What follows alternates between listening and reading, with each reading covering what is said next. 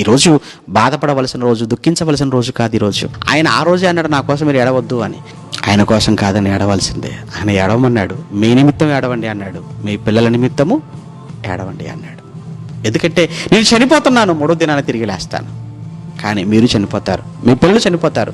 మీరు చనిపోయినా, మీ పిల్లలు చనిపోయినా తిరిగి లేవగలరు అన్న నమ్మకం మీకుందేమో ఒక్కసారి మీరు ఆలోచించుకోండి. కనుక ఈరోజు మనం దుఃఖపడవలసిన రోజు కాదు. ఈరోజు యేసు ఆయన ప్రాణం పెట్టి మనల్ని కొనుక్కున్నాడు. ఆయన చనిపోయి మనల్ని బ్రతికించాడు. కనుక మనకు బ్రతుకునిచ్చినందుకు ఆయన పట్ల మన కృతజ్ఞత కలిగి ఆయనకు థ్యాంక్స్ చెప్తూ మనమంతా ఆనందించవలసిన రోజే తప్ప విచారించవలసిన, బాధపడవలసిన రోజు ఇది కాదు. చాలామంది యేసు ప్రభు తిరిగి లేవలేదు అని చాలామంది మాట్లాడే వాళ్ళు కూడా నాట నుంచి నీటి వరకు ఉన్నారు. అయితే యేసు లేచాడు, ఆయన పునరుత్థానం వాస్తవం. బైబిల్లో నుంచి తిరుగులేని సాక్ష్యాధారాలను మనం